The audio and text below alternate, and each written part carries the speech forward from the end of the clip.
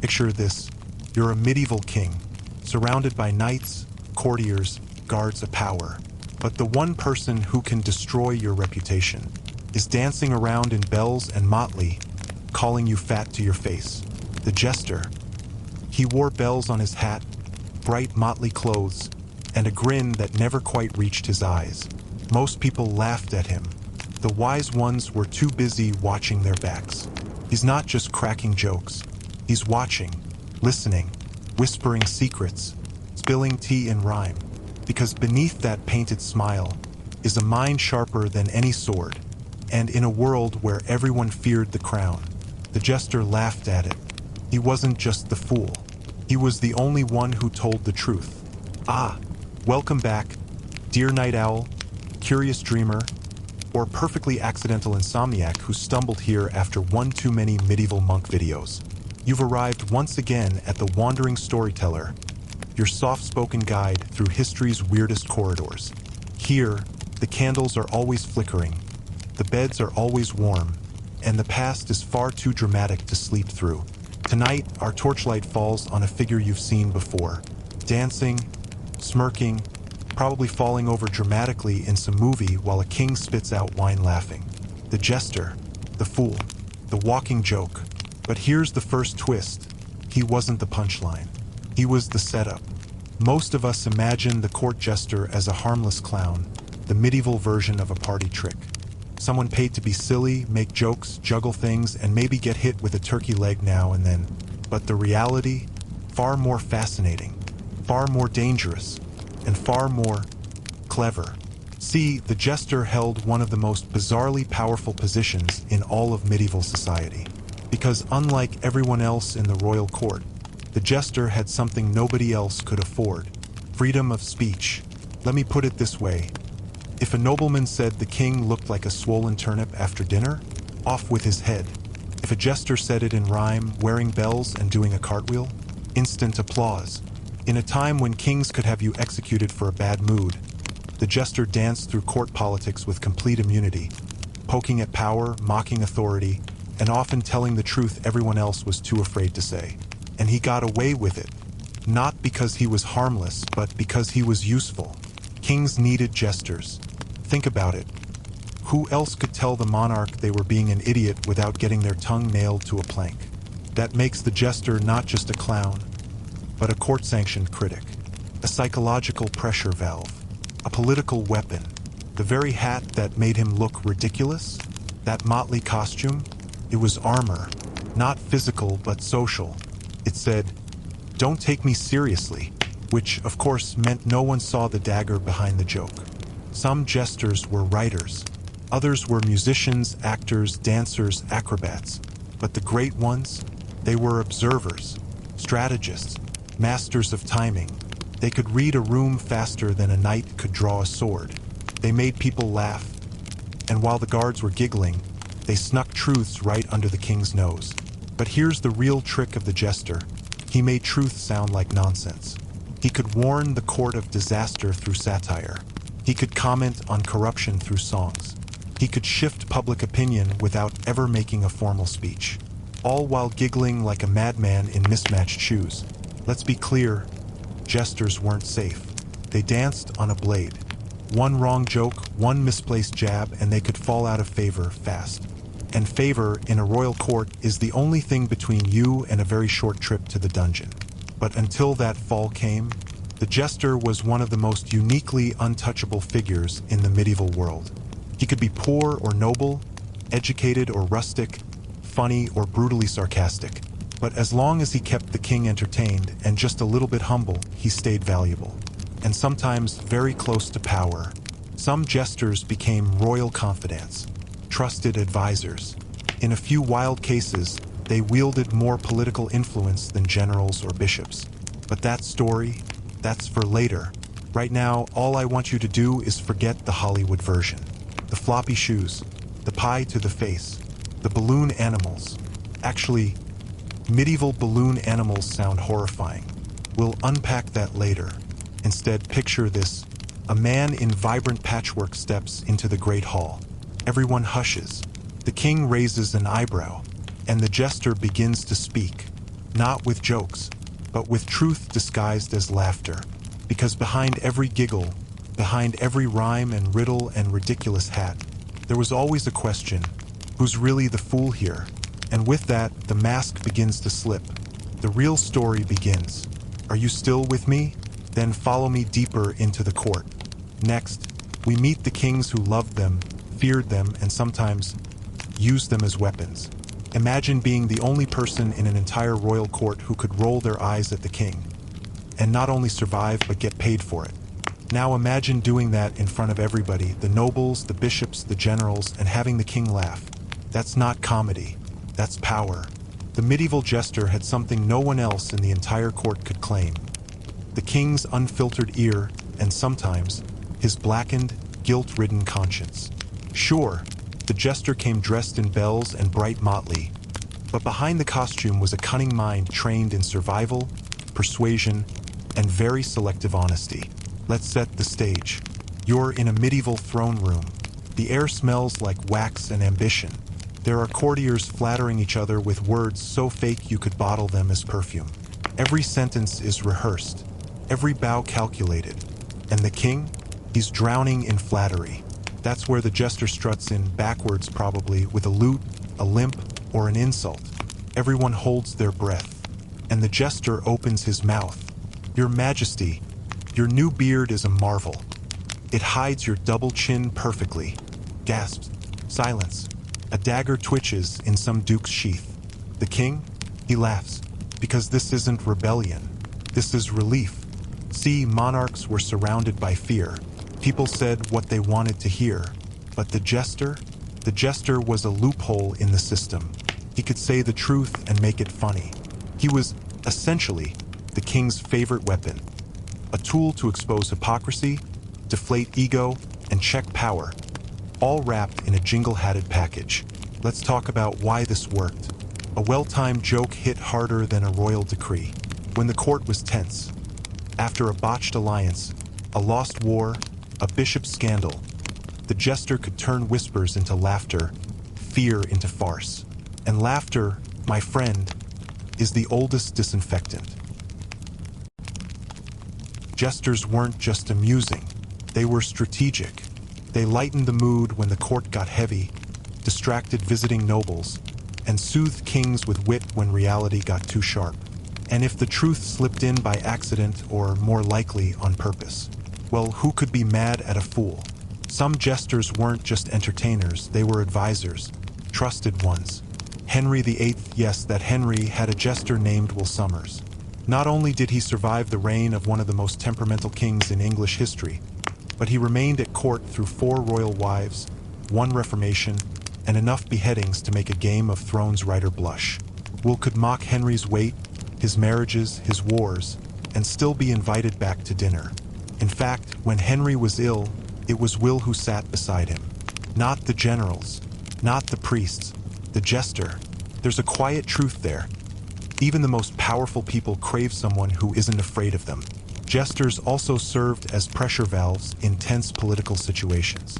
Say 2 dukes were at each other's throats over a piece of land. Rather than risk a war, the jester might perform a skit where 2 clowns fight over a chicken and lose it to a peasant. Everyone laughs. The message is clear. The dukes calm down. That's not jesting. That's diplomacy with puppets. The jester didn't need to be powerful. He just needed to be present. He ate near the king, slept in royal quarters, performed during private meetings. He heard things no one else did. He watched people crumble in corridors. He saw who the king trusted and who he didn't. And sometimes, he used it. Many jesters were informants. Some spied on behalf of their monarchs. Others served as intermediaries between kings and nobles, smuggling secrets in riddles and rhymes. There are whispers of jesters who turned tides in wars with one joke, who delivered death threats as limericks, who used their silly songs to manipulate entire courts. It's terrifying. It's brilliant. It's very on brand for medieval politics. The jester's true genius? He pretended not to be. He'd tell a bad joke, trip over a stool, make a fart noise with his armpit.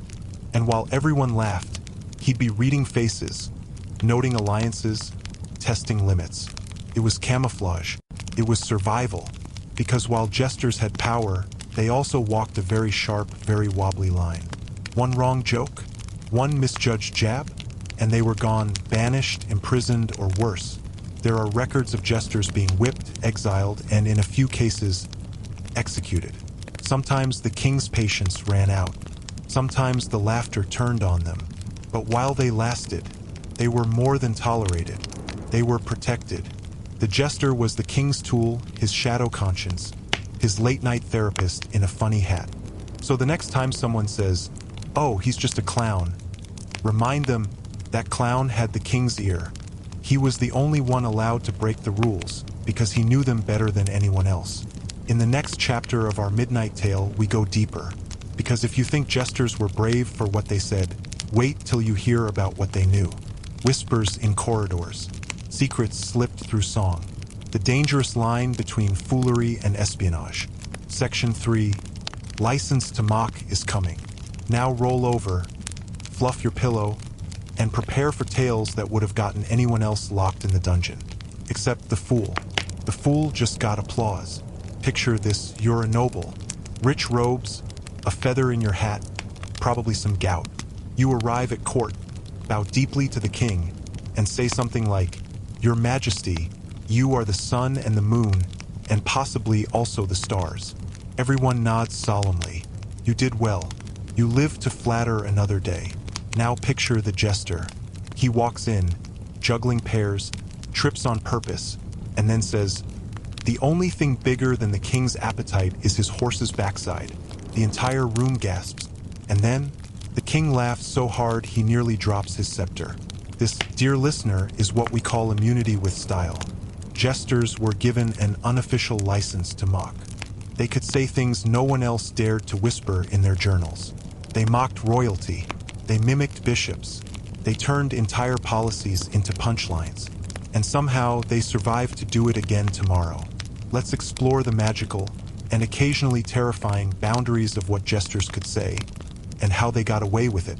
The jester's biggest weapon was not his loot or his juggling pins or even his deeply concerning collection of goose jokes. It was satire. He could turn current events into punchlines. If the king raised taxes, the jester might enter court wearing an empty coin purse and a potato sack, weeping theatrically, "Woe is me, O Majesty! I must now sell my shoes for soup." It wasn't just funny. It was commentary. In a world where truth could be fatal, jesters made it funny enough to live. They wrapped razor blades in silk. Every joke had layers. What sounded like nonsense often wasn't. Beneath every rhyme was a critique. Beneath every pratfall, a protest. Roasting the king sounds like a one-way ticket to the dungeon. But jesters? They did it constantly and with flair. Take Triplet, a jester in the court of Francis I of France. He once insulted a powerful noble and the king demanded he apologize. Triplet replied, "I'm sorry, Your Majesty, that I didn't insult all your nobles. I didn't know they were all so sensitive." The king reportedly burst into laughter. The noble did not. Jesters walked the tightrope of royal temperaments, but the best ones knew exactly how far they could push and when to retreat into silly songs about dancing pigs. It wasn't luck. It was calculated chaos. One of the greatest protections jesters had was their style of delivery. Saying, "The king is being manipulated by his advisors," would get your tongue tied in knots. Singing, "Three blind mice, dressed in lace, whisper lies to the royal face," would get applause. Rhyme was their armor. Melody was their shield. If they wrapped a bitter truth in enough rhythm and ridiculousness, it passed for entertainment. So yes, they mocked military failures, church scandals, and royal mistresses. But they did it in limericks, which, legally speaking, was bulletproof. Probably, jesters didn't just shout their jokes into the void. They often tailored them, personalized them, targeted them. They might poke fun at a nobleman's breath one day, then at a priest's wardrobe the next. But sometimes they aimed deeper at policy, at greed, at injustice. And the beauty? If confronted, they could always say, "Oh, but your grace, it was just a joke." Of course, it wasn't. and everyone knew it. Let's not pretend jesters were invincible. They walked a very thin line, and some fell. There were jesters who overstepped, who insulted the wrong person, who forgot the line between fearless and foolish. Some were banished, some were beaten, a few lost their heads. But even those who failed helped define the edges of the jester's strange power. They proved the role wasn't just about getting away with jokes. It was about knowing why you could, and when you couldn't. Survival depended on reading the room better than any courtier. A good jester was a comedian. A great one was a political strategist in a jingle hat. Jesters held up a mirror to power, and power couldn't always look away. They reminded kings of their humanity, their flaws, their absurdity, and they did it all while pretending to be the least important person in the room. But they weren't. They were the most honest, and in courts full of masks, that made them more dangerous than any knight. In our next section, we'll meet the jesters who pushed it to the limit, the real ones, the legends, the absolute gremlins of royal history. They weren't just allowed to mock, they became icons for it. So fluff your pillow, pour yourself a tankard of metaphorical mead, and get ready for every era has its legends. Ancient Greece had Socrates, the Renaissance had Da Vinci, and the medieval courts, they had Triboulet, the sassiest man to ever survive a royal insult. In this section, we meet the real jesters, actual historical figures who didn't just survive court life, they dominated it. These weren't just entertainers. They were provocateurs, pranksters, and power players with bells on. So sit back. These are the fools who mocked kings and made history. If sarcasm were a weapon, Triboulet would have been a warlord. He served under Francis I of France and became infamous for his razor-sharp tongue. Legend says he once slapped a nobleman, and when ordered to apologize, replied, "I'm sorry that I didn't hit him harder." The king reportedly roared with laughter. Triboulet didn't just make fun of nobles, he obliterated them with jokes. He once told the king, "You have more mistresses than hairs on your head." When the room fell into shocked silence, he added, "Which explains why you're going bald." He was allowed to say these things because he was good, so good the king couldn't get enough. But he also walked the edge. One wrong joke and he might have ended up headless. That balance, that tension, is what made him iconic. Now let's head to England, where Henry VIII was chopping wives like firewood and still found time to laugh at Will Somers. Will was more than a fool, he was a fixture. He served Henry, Edward VI, Mary I, and Elizabeth I. That's 4 monarchs, for thrones, and somehow no beheadings. Impressive, really. Unlike other jesters, Will didn't wear motley. He dressed modestly, stayed close to the king, and offered gentle, clever humor. When others cowered, Will joked. When Henry fell into depression, it was Will who made him smile. He even once said aloud, "The king has more appetite than sense." People gasped. Henry chuckled. Some say Will's survival came from his style. Never cruel, always clever. He poked fun, not daggers. Still, he knew everything about court life. He had access no one else had. And that made him dangerous in his own quiet way. Yes, female jesters existed. And Jane? She was one of the best. Jane the Fool served in Boleyn, Catherine Parr, and Mary I. That's like walking through a burning building wearing a smile and juggling knives. She made it. Jane was unique, often underestimated. Records suggest she had some form of disability, which in the twisted logic of the era, made her fit to play the fool. But she shattered expectations. She earned royal favor, played music, told stories, and traveled with queens. And she did it with a smirk. One chronicler called her more loved than the ladies of the chamber. In a world where women were barely allowed to speak freely, Jane made royals laugh, and that laughter gave her power. Poland Stanzik was less haha and more oh no, he's right. He wasn't just a jester, he was a thinker. He served King Sigismund I in the 16th century and became famous for blending comedy with brutal truth. Think of him as the sarcastic voice of reason in a medieval sitcom. Stanzik's humor was biting. One famous painting shows him sitting alone at a royal party, looking devastated while the nobles dance. Why? because he just found out Poland lost Smolensk. He knew the party was premature. This wasn't just a man in costume. This was a man mourning for his country, surrounded by fools in fancy dress. Stanzik is still remembered in Poland, not just as a clown, but as a national symbol of wisdom disguised as madness. Serving James I and Charles I of England, Archibald Armstrong had the swagger of a court jester and the mouth of a man who really didn't know when to shut up. At first, he was beloved, sharp, charming, hilarious. Then he went too far. He insulted a Spanish ambassador, repeatedly, loudly, publicly. Eventually, Charles I snapped and dismissed him. Archibald was kicked out of court, but he didn't go quietly.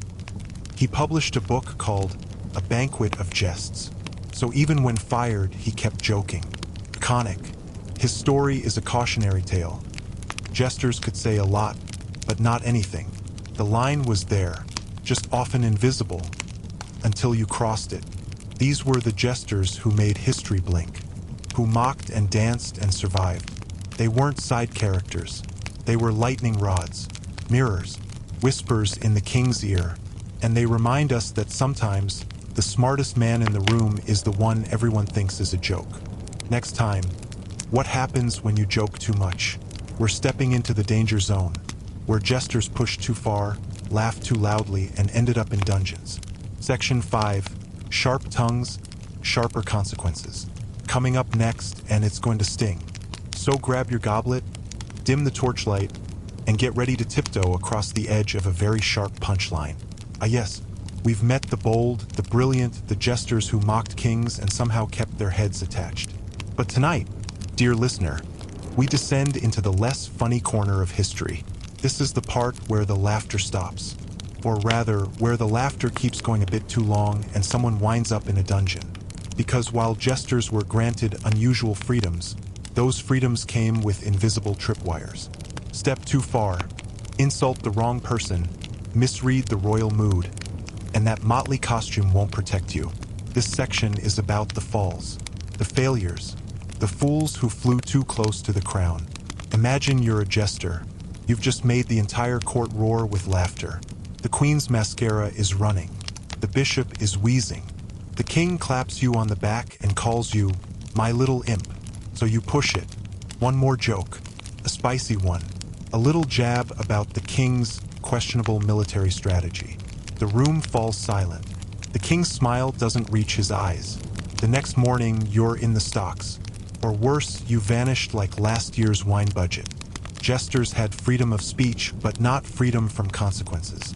And history is full of stories where that final joke cost more than just favor. It cost heads. Timing was everything. Great jesters knew when to twist the knife and when to twirl the ribbon. But the bad ones, or the unlucky ones, they misjudged. There's a tale of a jester in Burgundy who, in the middle of a royal funeral, quipped, "Well, that's one less mouth at dinner." Nobody laughed.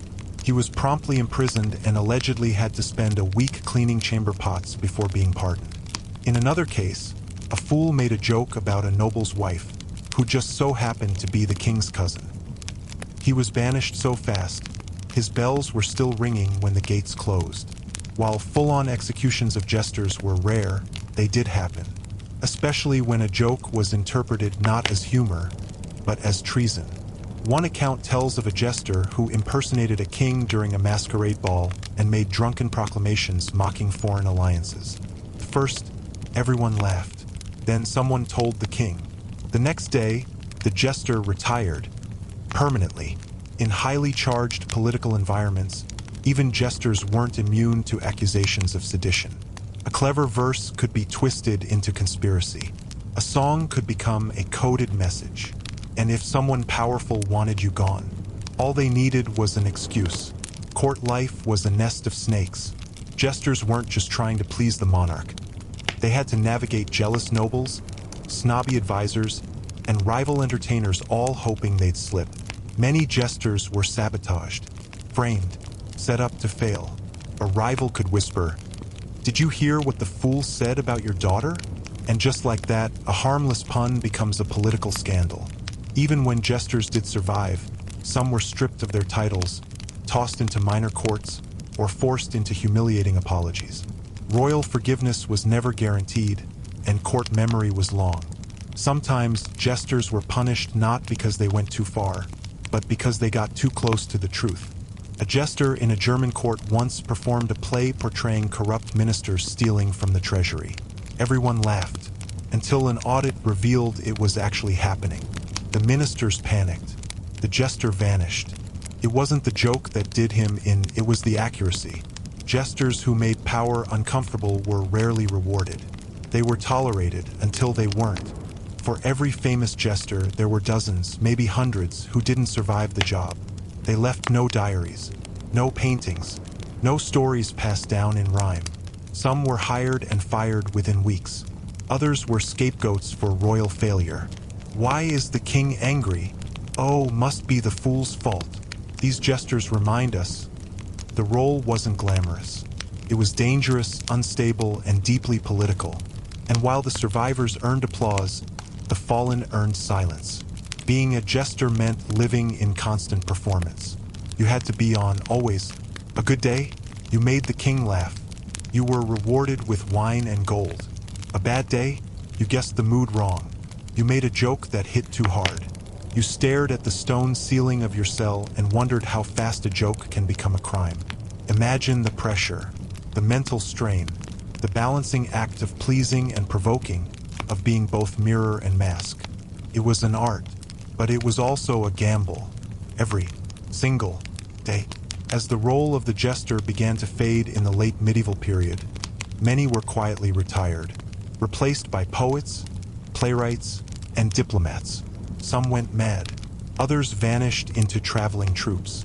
A few reinvented themselves as playwrights and pamphleteers, early satirists with a bone to pick and a pen to sharpen. But their legacy, it remained. In every late-night comic, every political cartoonist, every sarcastic TikToker, there's a little jester spirit. We still fear truth wrapped in laughter. Still laugh nervously when someone says what we were all thinking. Because deep down, we know the sharpest tongue in the room is often wearing the loudest hat. Next up, let's zoom out. Let's trace the full arc of the fool. Because Section 6 is all about the rise and fall. The battle jester, when fools went to war. Yes, you read that right. Jesters in armor, with swords, with songs. You're not ready. Let's go. When you think court jester, you probably picture a man in bright motley prancing through a palace, cracking jokes and dodging turkey legs. You do not picture him charging into battle. And yet he did. Jesters in war sound like a historical fever dream, but history says otherwise. These weren't just entertainers for royal banquets. They were on the front lines, singing songs, insulting enemies, sometimes even carrying swords. They didn't just roast the nobles. They riled up armies, shamed cowards, and kept morale from collapsing faster than a wooden drawbridge in springtime. This is the story of the jester at war. A fool with a blade, a lute, and very questionable health insurance. You're a medieval soldier. Your boots are soaked, your bread is moldy, and you haven't seen a hot bath since 3 kings ago. Who's there to cheer you up? Not a priest, not a noble, definitely not the cook. A jester.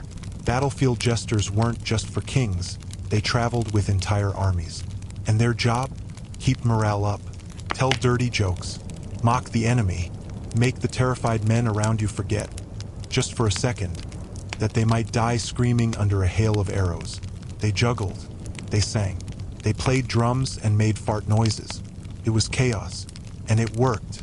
Because nothing breaks tension like a fool in a feathered cap calling your commander Sir Cries a lot. Some jesters were more than morale boosters. They had jobs inside military command structures. Think of them as medieval hype men / passive-aggressive diplomats. They'd perform mini-plays to ridicule the enemy, distract the troops, or even inspire the front line to stop crying and pick up a pike. They were walking propaganda machines, and if they were clever enough, they could change the mood of a whole army. During sieges, jesters sometimes performed on the castle walls just to show the enemy we're not even sweating. That's right. Psychological warfare via interpretive dance. Let's talk insults. Jesters were elite-level roast masters. And if you think trash talk is a modern invention, you've never seen a jester mock a duke's lineage in rhyme before battle. During the 100 Years' War, English jesters mocked the French by dressing up as them, imitating their accents and flopping about pretending to surrender. Did it help? Unclear. Was it hilarious? Absolutely. Sometimes, the jester would be sent out before the first arrow was loosed, strutting across the no-man's land, shouting poetry about how ugly the enemy commander was, or delivering sarcastic messages like, "Dear sir, your last battle was so inspiring. We've decided to let you win this time. It was a vibe." Here's the thing about laughter, it's bold, defiant, especially when you're staring death in the face. And that made jesters strangely heroic figures in battle. They walked along rows of terrified men and cracked jokes. They pointed at the arrows overhead and shouted, "Is that the best they've got?" They mocked the siege machines with slapstick impressions. They sat beside the injured and turned groans into giggles. They were essentially the first responders of emotional damage. Even when things went horribly wrong, jesters kept going. And that resilience, that almost foolish optimism, that was contagious. Oh yes, some jesters didn't just joke. They fought. Though rare, there are records of jesters joining in combat. Some were trained soldiers who doubled as entertainers. Others simply grabbed a weapon when the situation got too real. One English account describes a jester who, when cornered during a castle breach, disarmed a soldier using only a soup ladle and what's described as an extremely colorful insult involving goats. A chronicler in Burgundy wrote of a jester who stormed out onto the battlefield with a wooden sword, whacking wounded enemies and laughing hysterically. Was he helpful? Debatable. Was he terrifying? Absolutely. When the line between madness and bravery blurs, the jester becomes something more than funny. He becomes unpredictable. Sometimes, kings brought their jesters into battle for personal support. Not for morale, but for comfort. Jesters reminded them they were human. They made fun of their nerves. They brought levity into war tents dripping with blood and fear. Henry V reportedly brought his jester to Agincourt. No pressure, right? Just the biggest battle of your career and a guy in polka dots telling you not to cry in front of the archers. In one account, a king's jester mocked a general for wanting to retreat. His ridicule was so pointed, the general pushed forward, just to prove the fool wrong. That's strangely effective leadership. Let's not sugarcoat it. Battle was brutal and many jesters died in war. Some were killed outright, struck down while performing, mistaken for enemy scouts, or simply caught in the wrong place at the wrong time. Others were captured and not treated kindly. Enemy forces often saw jesters as spies, mockeries of their own honor, or just plain annoying. Being a fool with a sharp tongue could be just as deadly as being a knight with a dull sword. They fought with words. But war doesn't always respect the rules of comedy. So what happened to these warriors of wit? As professional armies evolved and gunpowder made sieges a bit more explodey, the battle jester faded away. But their legacy lived on. They became marching band leaders, morale officers, war poets, stand-up comics in the trenches of World War I, soldiers with guitars, comedians on USO tours, the spirit of the battle fool, that refusal to go quietly, that laughter in the face of horror, never really died. There's something profoundly human about the idea of a jester at war. A man in bells, making fart jokes while cannonballs scream overhead. It's absurd. It's brave. It's very medieval. Because when all else failed, when swords snapped and sieges dragged on and hope ran thin, sometimes the only thing left was laughter. And in those moments, the jester wasn't a fool. He was a light in the dark, a joke in the silence, a reminder that even when the world burns, we still have the power to smile. Next up, Section 7. Dress to deceive. Motley wasn't just a fashion statement, it was a message. Let's talk about how jesters used costume, color, and chaos to control a room before they even open their mouths. Ready to pull back the curtain on the wardrobe of the wise fool? Let's go. The jester. Before he even opens his mouth, before the snarky limericks or the roast-level punchlines, he walks into a room and everyone stares. because how could you not? He's covered in clashing colors. His sleeves are a battlefield of stripes and diamonds. Bells jingle with every step. On his head, a hat with horns or donkey ears or 3 ridiculous points crowned with jingling metal. He looks ridiculous, which is exactly the point. Tonight, we dive into the Jester's most underrated weapon. Not his wit, not his wordplay, but his wardrobe. Because what he wore wasn't just for show. It was a uniform, a mask, a walking contradiction that said, "Laugh at me, underestimate me, you'll regret it later. So buckle your belts and flare your sleeves." This is the surprisingly strategic fashion of the medieval fool. Let's start with the most iconic element, motley. Motley wasn't just colorful, it was chaotic. A deliberately mismatched patchwork of fabrics. Reds and greens, yellows and blues, stripes next to checks, diamonds beside florals. To medieval eyes, it screamed disorder. It broke the rules of taste, class, and hierarchy. And that's what made it brilliant. See, in a rigid society obsessed with order, where your clothes defined your rank, wealth, and job, the Jester wore everything at once. He didn't fit anywhere. He was all roles and none. He dressed like a walking contradiction, and that gave him the freedom to say contradictory things. Motley was camouflage and spotlight rolled into one. It shouted fool, so he could whisper truth. Now let's talk about that hat. Oh, that hat. The Jester's cap came in many forms, but the most infamous was the fool's cap with ears. 3 long points, each ending in a bell, sometimes styled like horns or donkey ears or even a rooster's comb. It was loud. It was goofy. It was pure medieval meme. But here's the twist, it wasn't just funny. It was symbolic. Donkey ears equals foolishness, stubbornness. Horns equals mockery of royalty or cuckoldry. Coxcomb equals the rooster, brash and noisy. The hat said, "I'm a clown," which meant he could say things that would get anyone else executed. It was protective, satirical, a license to speak nonsense and get away with genius. Oh, and the bells? Those were his theme music.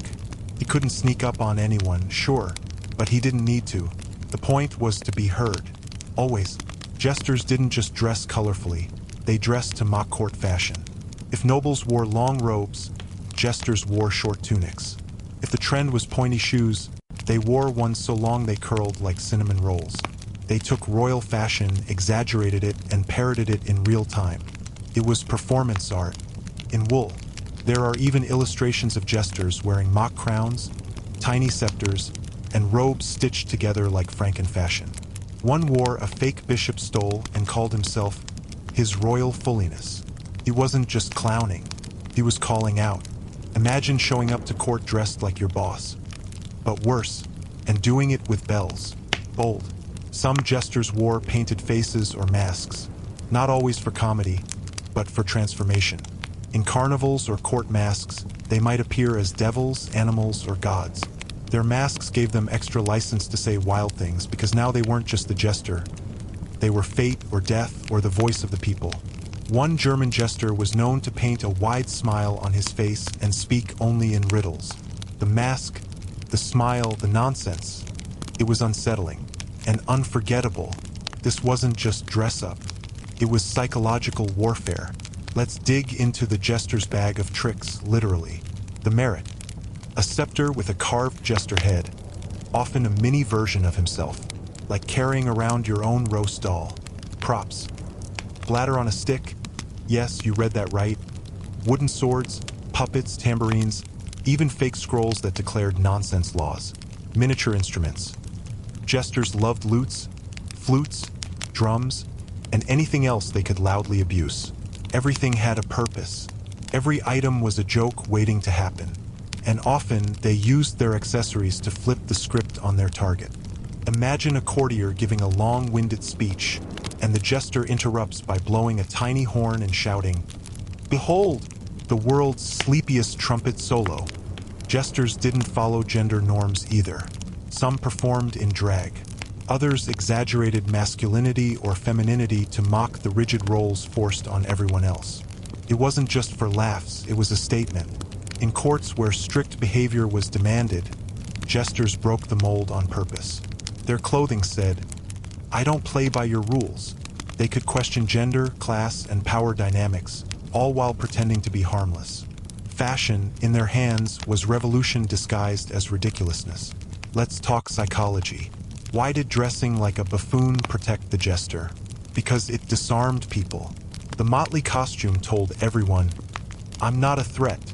It lowered defenses, made the powerful underestimate them. That's the brilliance. While courtiers plotted and schemed in stiff brocade, the jester strutted in with bells on his knees and turned the whole room upside down. The costume invited laughter, but beneath it was a scalpel. Here's something wild. In some courts, only the jester was allowed to break dress code. While nobles fought over sleeve width and cloak length, the jester could waltz in wearing mismatched shoes and a fake pigeon hat. And everyone had to accept it. That kind of fashion freedom was power. It let them stand apart, command attention, be unpredictable. And unpredictability in politics, that's gold. The jester's aesthetic didn't die, it just evolved. You see it in stage clowns, drag performers, punk rockers, satirical cartoonists. The Joker, yes, that Joker. Comedians in flashy suits pushing uncomfortable truths. Even modern memes, absurd, chaotic, subversive, carry that same energy. Motley never really went out of style, because the idea behind it, mock the system while looking like a mess, is timeless. At first glance, the jester looked like a joke. But every stitch, every bell, every jingle-jangle step, it all served a purpose. He was a walking contradiction, a master of disguise wrapped in clown couture. The next time you see a fool in history books or on a stage or in a meme, look closer. Is he just being silly? Or is he telling you a truth you've been trained to ignore? Sometimes the loudest outfit hides the sharpest mind. Up next, Section 8, Sharp Tongues and Spilled Tea. Let's look at the specific stories. The time the jester humiliated a foreign ambassador, the one who saved a king with a joke, and the one who may or may not have started a war by mocking a duke's nose. Want to keep going? They say the pen is mightier than the sword, but if you were a jester, your weapon was a well-timed punchline. And in some cases, a single joke did more damage than a cavalry charge. Welcome to the dangerously hilarious world of legendary jesters who said the thing. The spicy remark, the clever comeback, the completely unfiltered roast that made kings laugh, nobles cry, and foreign dignitaries storm out in a huff. These weren't just wisecracks. They were history-shaping moments, the kind of comedy that left bruises. So fluff your pillow, grab a mug of something warm, and settle in for stories of sharp tongues and spilled royal tea. Let's start with a banger. Our boy Triblet, the infamous jester of Francis I of France, once angered the king so badly that Francis declared, "You shall be executed." But, in a sudden burst of royal generosity, he added, "But I grant you the privilege of choosing how you will die." Triblet didn't miss a beat. He bowed dramatically and said, "I choose to die of old age." Boom, mic drop, bell jingle. The king laughed so hard he spared him on the spot. Lesson: if you're ever about to be executed, bring jokes. There's a lesser-known story of a jester in the Burgundian court who once mocked a visiting duke's very large nose. The jester walked in wearing a fake beak and said, "My lord, I wish to greet you nose to nose, but alas, I would need a ladder." The court froze. The duke was not amused. He demanded punishment. The jester, unfazed, replied, "I only wish to honor a man whose nose could sniff both the truth and the lies in a single breath." It was quick, flattering, sort of, and it almost worked. The jester wasn't executed, but he was reassigned to a much colder castle, with fewer windows and fewer parties. A jester in the English court once noticed that a corrupt noble had mysteriously become wealthy after a suspicious political alliance. So he walked into court and began handing out blank coins, wooden tokens with no markings. When asked what they were for, he declared, "They're for the loyal, the just, and the honest, because only men like Lord B. Unser can afford real silver with a clean conscience." The noble tried to have him arrested, but the king just clapped. Loudly, the jester remained. The noble did not. One of the boldest jokes in diplomatic history came from a jester who was not supposed to speak during a state visit. A Spanish ambassador came to the French court, dressed in all-black robes, looking incredibly self-important. The jester, lounging nearby, shouted, "Who died?" Gasped. The ambassador sneered, "This is the attire of dignity," to which the jester replied, "Ah, so dignity is what we wear at funerals now. I shall inform the rats." The ambassador was offended. The king howled with laughter. The jester was given wine and a raise. Let's be clear, mocking a king was dangerous business. But sometimes jesters got away with legendary burns. One jester told his king, "You rule like God. You're invisible, unknowable, and everyone's afraid to say your name in a tavern."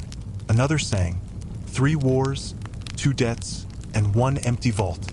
Our kingdom's ruled by sugar and salt." When the king asked what he meant, the jester said, "Because everything's bitter and nothing's free." Yikes. But if you wrapped it in rhyme, if you laughed while you said it, sometimes it landed. Sometimes it even saved lives. Not all jokes were insults. Some were clever pivots that stopped violence. A famous jester once interrupted a brewing duel between 2 noblemen by leaping between them dressed as a chicken. He flapped, squawked, and shouted, "Gentle lords, if you must peck at each other, do so with honor." The ridiculousness diffused the moment. Everyone laughed. The nobles sat down. The jester turned a blood feud into dinner theater. Jesters were often called mirrors of the court. They reflected truths no one else dared speak. One jester entered court dragging a mirror the size of a wagon wheel.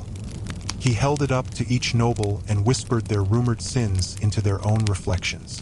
The king asked what he was doing. The jester replied, "I thought it best that liars face themselves, since no one else dares to confront them." Poetic, risky, iconic. One apocryphal tale tells of a jester who accidentally, or maybe on purpose, started a war. During a tense border dispute, the jester performed a skit mocking the enemy ruler as a beardless goat with golden shoes and no brains. It got laughs. It also got written down. The insult reached the foreign court where it was taken poorly. Within weeks, troops were mobilizing. Diplomacy collapsed. Was the jester to blame? Maybe, maybe not. But he was conveniently absent when the arrows started flying. At one feast, a bishop criticized the jester for being unholy and unworthy of royal attention. The jester stood, raised a spoon, and proclaimed, "This spoon has fed kings and knaves alike, and yet it has never once judged the soup." The bishop blinked. The court roared. Sometimes the most powerful clapback doesn't need volume, just clarity. Some jesters weren't just mocking people, they were criticizing systems. One court fool once rewrote the king's laws as a parody scroll titled, "How to Rule Without Trying," a handbook for the lazy tyrant. It included such gems as, "Tax the air. It's clearly being overbreathed. Execute every 3rd noble to maintain surprise. Blame witches for weather and weather for everything else." The scroll was passed around in secret. Nobles laughed, and a few reforms shockingly followed. The jester, meanwhile, performed a juggling act and pretended he couldn't read. Smart. These stories didn't fade. They were passed down, retold in whispers, scribbled in margins. Even centuries later, people remembered the jokes that made kings rethink, nobles sweat, and tyrants twitch. Not because they were funny, because they revealed, because they punctured the illusion of invincibility with nothing but wit and nerve. In the end, these jesters weren't just entertainers.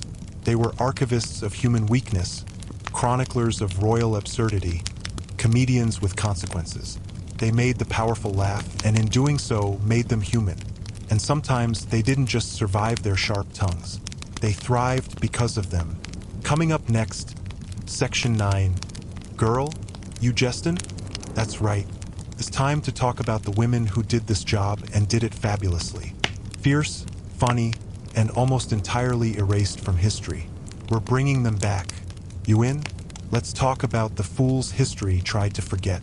Because somewhere between the pages of medieval chronicles, Buried beneath the battles, kings, and noble nonsense, there walked women in motley. Women with sharp tongues, sharper minds, and the kind of courage it takes to roast a room full of powerful men and not get immediately catapulted out of a window. Tonight, we shine the spotlight on the female jesters, the witty, wise, often wordless rebels who danced through palaces and convents alike, laughing in the face of silence. They weren't many, they weren't often recorded, but oh, they were fabulous. So light your candle, pull your hood up, and lean in, because we're about to dig into the forgotten sisterhood of satire. Female jesters were rare, but not imaginary.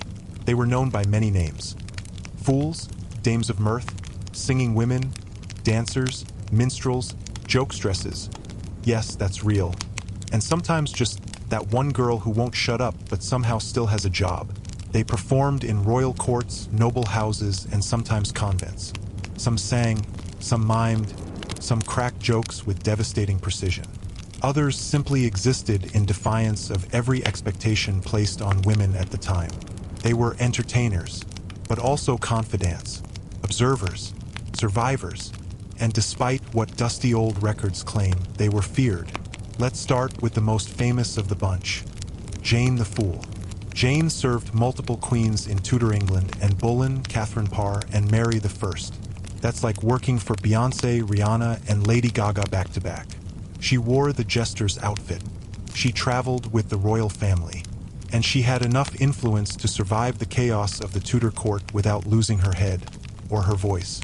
It's believed Jane may have had a developmental disability, and this may have been part of why she was placed in the jester role. But instead of fading into the background, Jane shone. She played music, she spoke in riddles, and she sat beside the most powerful women in England during a time when most women weren't even allowed to speak in court. She wasn't decoration, she was presence. Why were female jesters overlooked? Because patriarchy. Seriously, that's the short answer. But let's unpack it. Female jesters weren't seen as valuable to chroniclers. They weren't knights. They weren't kings. They weren't monks scribbling their own memoirs in candlelight. And often, their comedy was nonverbal, miming, music, dance, which meant fewer quotable zingers to be recorded. Also, many were deliberately ignored. Being a funny, free woman in a system built to silence you? Yeah, that didn't go over well with the scribes. So instead of being remembered, they were buried. But not erased. Not entirely. Oh, just absolutely slay every performance. Female jesters told jokes and riddles, played musical instruments, sang bawdy songs, yes, filthy ones, danced provocatively or hilariously, mocked nobles to their faces, dressed in drag, imitated bishops. That one got dicey. They were comic relief, yes, but they were also mirrors, reflecting the ridiculousness of court life and the double standards women endured daily. One performer allegedly walked into a royal dinner wearing men's armor and declared, "If you must treat me like a man, then feed me like one." Everyone laughed, but they also got the message. Female jesters also played with appearance. Some dressed in traditional motley, others parroted court ladies, overstuffed gowns, fake pearls, painted on beauty marks the size of coin purses, and some flipped the script entirely, wearing pants, shortening skirts, binding chests. In a society obsessed with controlling how women looked, these jesters said, "Cool, I'll look like a parody of your nonsense." They used costume as a weapon, undermining beauty standards, gender roles, and the idea that women should be silent, soft, and smile politely at inappropriate comments. They were loud on purpose. Not all female jesters worked in courts. Many were traveling performers, singers, storytellers, tumblers, and dancers who brought news, music, and entertainment to towns and taverns. These women blurred the line between fool and bard. One chronicler described a woman in the 13th century who entered a feast singing about war, then transitioned mid-song into a bawdy comedy routine involving a knight, a chicken, and a chamber pot. Did it make sense? No. Did the crowd lose their minds? Yes. They weren't just there to amuse. They were there to remind people that truth can be ugly and hilarious. Being a female jester was not safe. One joke too far? Gone. Insult the wrong nobleman's shoes? Banished. Use sarcasm to point out hypocrisy? Whipped, jailed, or worse. Women already walked a razor's edge in medieval society. Adding a jester's license to that was like juggling knives during a sermon.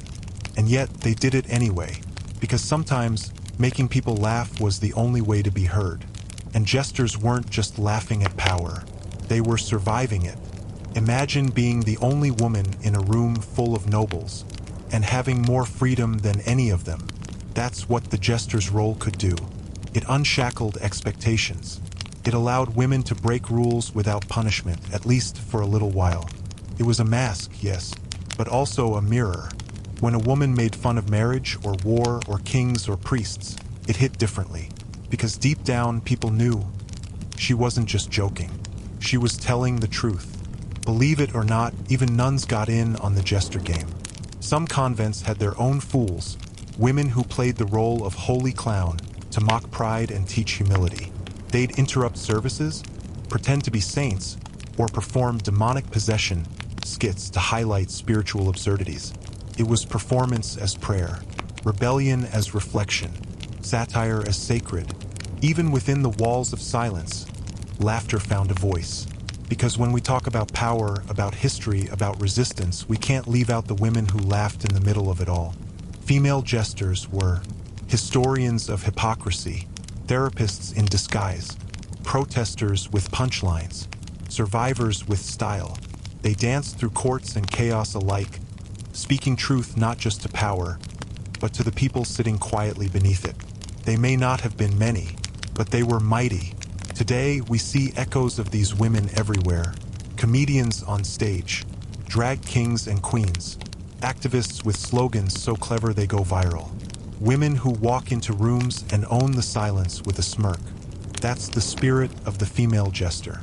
Not just jokes, but justice in disguise. So next time someone tells you to be quiet, remember, the most powerful woman in the court was sometimes the loudest one in the room, wearing bells. Coming up next, Section 10, The Quiet Rules of a Medieval Convent. Let's go from laughter to silence, from jesters to nuns, and explore what life was like behind monastery walls, where obedience was law, silence was sacred, and even the tiniest rebellion had to be whispered. Ready for a vibe shift? Step softly now. We've left behind the jester's laughter, the clash of swords, the gossip of court. Ahead lies something different, a world wrapped in silence. This is the convent, a stone sanctuary where the day begins in darkness, ends in prayer, and every hour is claimed by the sacred rhythm of bells. But don't be fooled by the calm, because within these walls, there's tension, hierarchy, a kind of power that doesn't shout, it whispers. Tonight, let's pull back the veil and slip into the shadows of a medieval convent, where nuns followed rules so strict they made knights look like party animals, and still managed to find moments of mischief, meaning, and mystery. 1. The bell is your boss. The first thing to understand, you don't run your day. The bell does. Medieval convents followed the rule of Saint Benedict, which laid out a timetable of prayer, labor, and study called the Divine Office. 8 services, every single day. They began at 2 or 3 a.m. with matins, in the freezing dark by candlelight. Then came lauds, sunrise, prime, early morning, terce, mid-morning, sext, noon, none, mid-afternoon, vespers, evening, compline, bedtime. By the end of the day, you'd prayed more than you'd spoken. To wake, pray, repeat. Life in a convent was monastic minimalism before it was cool. Your bed, a straw mat. Your clothes, simple habits, black or brown wool, maybe a white coif. Your meals, 2 a day. No meat, often just bread, beans, and hope. You worked, gardening, sewing, copying manuscripts, and moved from prayer to task like clockwork. No dawdling, no skipping, no I'll pray after brunch. Discipline was life. Distraction, sinful. Even your posture mattered. You stood, you knelt, you prostrated.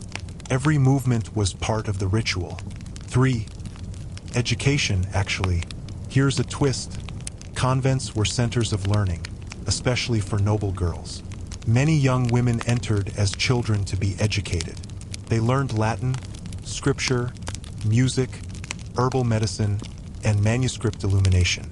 Some became literate in multiple languages, way ahead of most of the male population. Nuns weren't just pious, they were intellectuals. Some became respected writers, healers, and scholars. So while the outside world saw silence, inside there was a quiet revolution of the mind. 4. The abbess is watching. Every convent had a queen. She wasn't called that, but make no mistake, the abbess ruled. She managed property, enforced rules, mediated disputes, and dealt with external authorities. Some abbesses wielded serious power, like overseeing land, negotiating with bishops, and even running schools. One famous abbess, Hildegard of Bingen, wrote music, medical texts, and letters to popes, while managing a community of nuns. Imagine doing that on a diet of lentils and candle smoke. She wasn't just a nun, she was a force. 5. The rule of silence. Talking? Not so fast. Most convents enforced strict silence zones or hours of quiet. You could only speak in designated places, or using a system of hand signs for essentials like bread, book, or please stop snoring during matins. This wasn't just for peace. It was discipline of the soul. Words were power, and here power was used sparingly. But humans are human. There were whispers in kitchens, stolen conversations in gardens, and giggles in the scriptorium. Silence was expected. Secrets inevitable. 6. Vows that bind. To join a convent was to take vows. Poverty, no personal possessions. Chastity, no romantic or sexual relationships. Obedience, absolute submission to God, the abbess, and the rule. Some women chose this life freely. Others, not so much. Noble families often sent their extra daughters into convents to avoid expensive dowries. It wasn't always spiritual, it was strategy. But over time, many found meaning there. A different kind of power. A way to exist outside the rigid demands of marriage and motherhood. And for some, a path to personal peace. 7.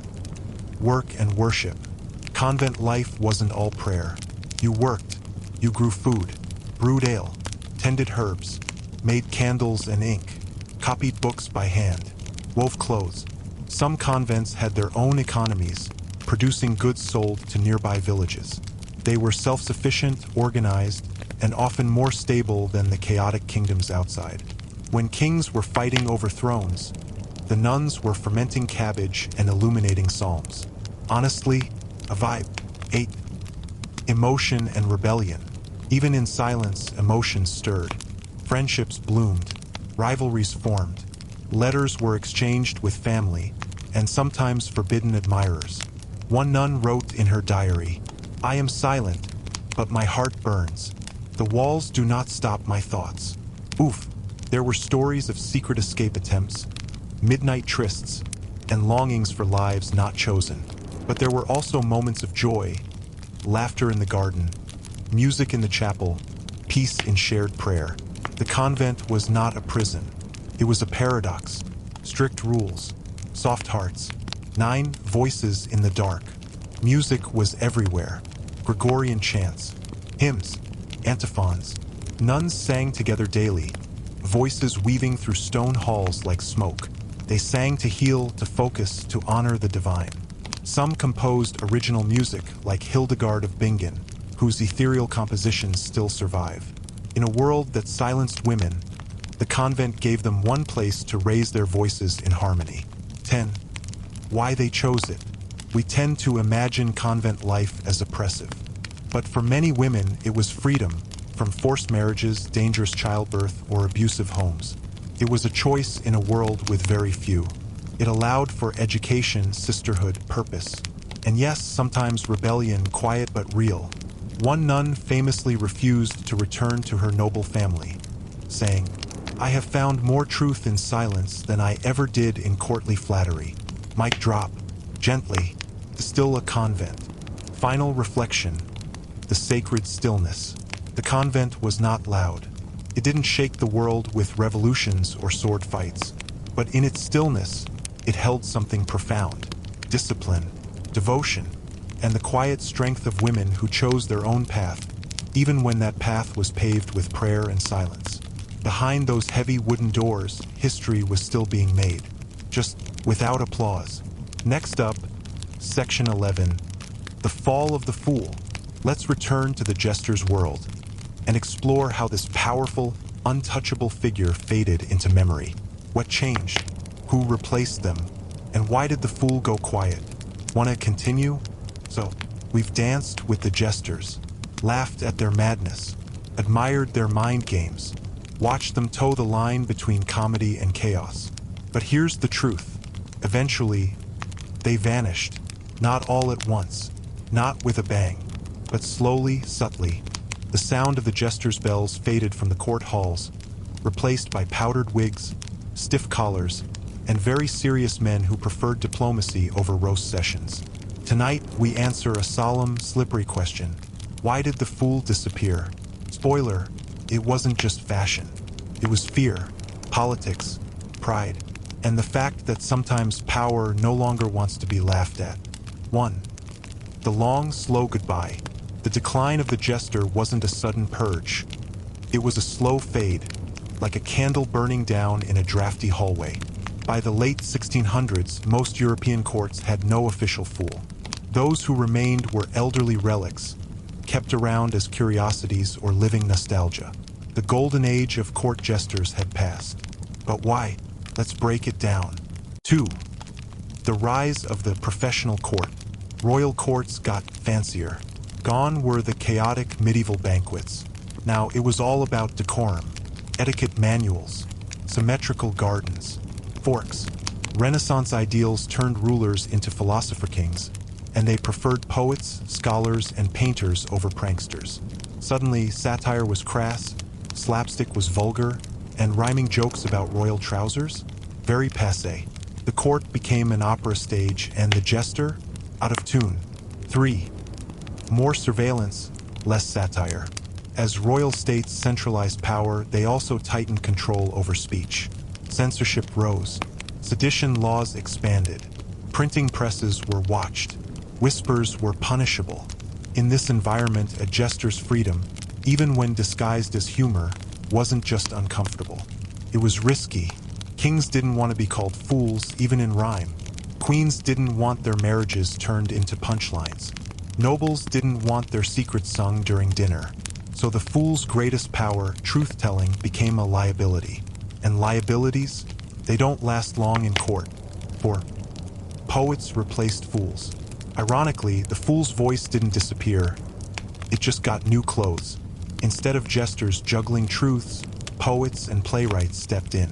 But they did it safely through allegory, metaphor, tragic heroes. Think of Shakespeare's fools.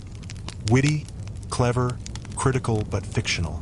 The audience could laugh, cry, and think without anyone getting beheaded. Literature became the new jester, but the real ones, out of work. 5. The royal ego grew, fragile. Once upon a time, kings could laugh at themselves, or at least pretend to. But in the age of absolute monarchy, the image was everything. Louis XIV of France, the ultimate Sun King, had no room for jesters. His court was theater, lavish, scripted, choreographed to perfection.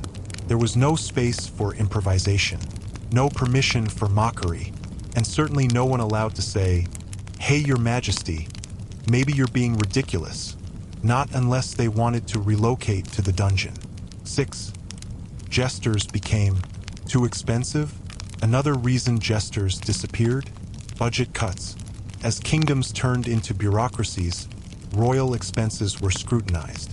Keeping a full-time fool, complete with custom wardrobe, musical instruments, and housing, started to look silly, especially when poets were cheaper and court musicians didn't insult the bishop.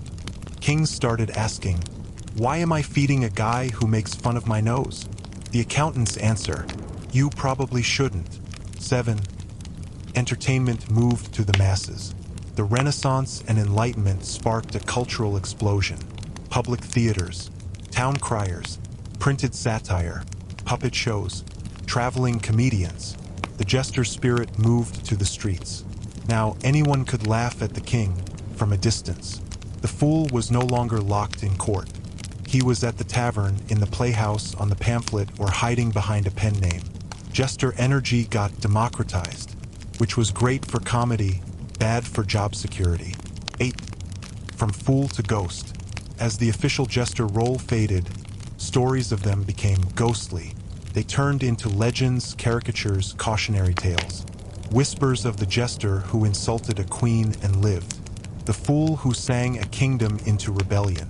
The last one who dared mock a king to his face. They became mythical, which meant they stopped being real. And when power stops feeling threatened by something, it stops needing to protect it or pay for it. 9. The fool's disguise wore off. Eventually, people stopped laughing at jesters and started seeing them as sad. Without their power, without their license, a man in bells and motley was just a clown. The tragedy of the jester is that once his words lost consequence, his role lost meaning. The costume remained, but the purpose vanished. 10. The fool's final trick, rebirth. And yet, the jester didn't die. He evolved. He became the political cartoonist, the late-night host, the stand-up comic, the Twitter satirist, the drag queen reading politicians for filth. Every time someone laughs at power and gets away with it, the jester lives. We don't call them that anymore, but they're out there, loud, clever, chaotic, still asking, who's the real fool here? Final eulogy, a kingdom without laughter. When the fool left the court, something was lost. A voice, a mirror, a challenge. Rulers gained order but lost honesty. The jester was inconvenient, yes, annoying, often, but necessary, because in a world obsessed with appearance, he reminded people of the absurdity beneath it. He didn't kneel, he cartwheeled, he didn't flatter, he roasted, and when he left, the court grew quieter, but not wiser. Next up, Section 12, the legacy of the laughing truth. Let's close it all out, not with a whimper, but a final laugh. A full circle look at how the jester spirit still burns in every truth-teller, every rebel in bells, every joke that makes the powerful sweat. Shall we? This is it, the final act. The torches are low, the motley's been folded, the last court has fallen silent. The jester has stepped off the royal stage, but listen closely. Do you hear that? That's a joke. That's a truth hidden in laughter. That's the sound of the fool still speaking, just from a different stage. Because the jester didn't vanish. He adapted. She evolved. They changed shape. This final section is for the legacy. For every truth spoken sideways. For every laugh that cut like a blade. For every chaotic, clever soul who dared to jest when silence was the safer choice. Let's go. 1. The fool is a symbol, not a role. At its core, the jester wasn't just a job, it was a metaphor. It stood for truth dressed as nonsense, power challenged through performance, the courage to speak when others couldn't. That's why it never really went away, because we still need that role. In every generation, when power grows bloated, when systems get smug, someone throws on a figurative jester hat and says, "Are we seriously doing this?" And suddenly the truth is back in the room, laughing. 2. Modern jesters. They have mics, not bells. Fast forward to now. We've got comedians like Hassan Minhaj, John Oliver, and Trevor Noah turning news into comedy and exposing lies in the process. Drag performers satirizing gender, politics, and fashion all in one glorious twirl. TikTokers mocking corporate nonsense in 60-second sketches that go viral faster than a royal rumor. They don't wear motley, but the spirit, exact same energy. Call it satire, call it parody, call it that one friend who roasts you just enough to make you grow. The fool lives on, now with HD cameras. 3. The fool is queer, loud, and glorious. Let's talk about queerness for a second. The jester's rejection of rules, gender roles, social status, authority has a deep overlap with queer culture. Drag queens are modern jesters. So are flamboyant comedians, gender non-conforming performance artists, and anyone who uses appearance plus humor to challenge norms. The Jester says, "You think you know how the world works? Watch me break that." And then they lip-sync to Lizzo in a full clown suit. We stand. 4. Political satire is the new royal roast. Back then, jesters mocked kings. Now, they mock presidents, corporations, influencers, billionaires with rocket ships and egos the size of cathedrals. The setting has changed. The stakes haven't. One brilliant joke about a corrupt system can still make more impact than 1,000 serious speeches. Because laughter sticks. And embarrassment? It lingers. 5. Memes are modern motley. Let's talk memes. Short, loud, colorful, layered in irony. Sound familiar? Memes are the new motley. Chaotic visuals that hide sharp commentary. You think it's just SpongeBob yelling at a rock? But suddenly you're questioning capitalism. The Jester's job was to disarm you with humor and hit you with a truth. And that's literally what memes do every day on your For You page. They're digital jesters in your pocket. 6. Online anonymity equals the fool's mask. One reason jesters survived so long? They wore a mask. They looked ridiculous, so no one took them seriously, until it was too late. Today, that mask is anonymity. Think of anonymous accounts calling out CEOs, burner accounts mocking institutions, Twitter users with frog avatars dismantling entire ideologies in one thread. They don't need royal protection. They've got the internet. Still foolish. Still fearless. 7. Fools teach us how to think. A jester doesn't tell you what to think. They poke you. They make you laugh, then make you wonder, wait, was that real? That's the beauty of satire. It's a teaching tool disguised as a joke. Every joke that reveals hypocrisy, that's education. Every laugh followed by a pause, that's growth. We still learn through laughter because laughter lowers the walls. 8. Why power still fears laughter. Even now, people get fired for jokes, canceled, censored, threatened, because power still doesn't like being mocked. And laughter is still the only weapon you can swing in public and not get arrested, usually. That's why we need fools. Not just to make fun of power, but to remind it that it's not sacred. To say, you're not untouchable. You're not unquestionable. And yes, your wig is a little crooked. 9. The fool as mirror. A good fool doesn't just laugh at others. They laugh at themselves. They hold up a mirror. We need that now more than ever. In a world of online perfection, curated content, and echo chambers, the Jester says, you're a mess, and that's okay. So am I. Let's laugh about it. Humility is healing, and humor is how we get there. 10. The fool is you. Here's the twist. You don't need a court to be a jester. You just need curiosity, courage, and a good one-liner.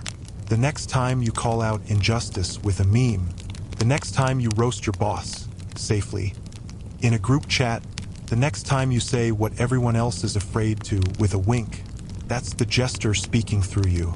Long live the fool. Final curtain call. And that's it, my friend. We've traveled from motley to memes, from roast to rebellion, from royal halls to TikTok scrolls. We've met the Jesters who mocked kings, danced on blades, fought wars, made us laugh, and made us see. They were never clowns. They were mirrors. And sometimes, they were prophets in patchwork. So as you close your eyes tonight, remember, somewhere, a fool is still laughing, and the world is better for it. The end. Or is it just the beginning for you, oh future Jester? So, you made it. 12 sections, thousands of years of satire, a cartwheel through chaos, a slapstick slap to power, and here you are, still listening, still awake, still wondering if you, too, might be a little bit of a fool. Don't worry, that's a compliment around here, because now you know the truth. The Jester was never just some jingle hat buffoon. He was a disruptor, a survivor, a glittering dagger in a velvet glove. And maybe, just maybe, so are you. Here at the Wandering Storyteller, we believe history should be more than names and dates. It should whisper, grin, cackle, and occasionally throw a pie at the Pope.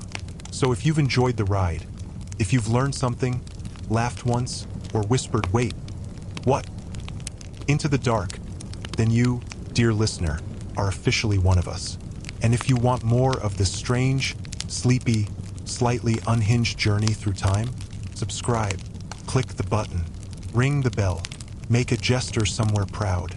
And if you're feeling generous, or just want to confuse the algorithm, leave a comment below telling us your favorite fool, your hottest roast, or the weirdest thing you'd say to a medieval king if given diplomatic immunity and a wine goblet. Your voice matters, even if it's wrapped in sarcasm and delivered in rhyme. Until next time, may your thoughts be sharp, your laughter unfiltered, and your jokes just short of treason. Now go, sleep well, or stay up imagining yourself in bells, mocking Henry VIII's turkey legs. We won't judge, we'll just be here wandering and storytelling, as fools do. Good night, legends.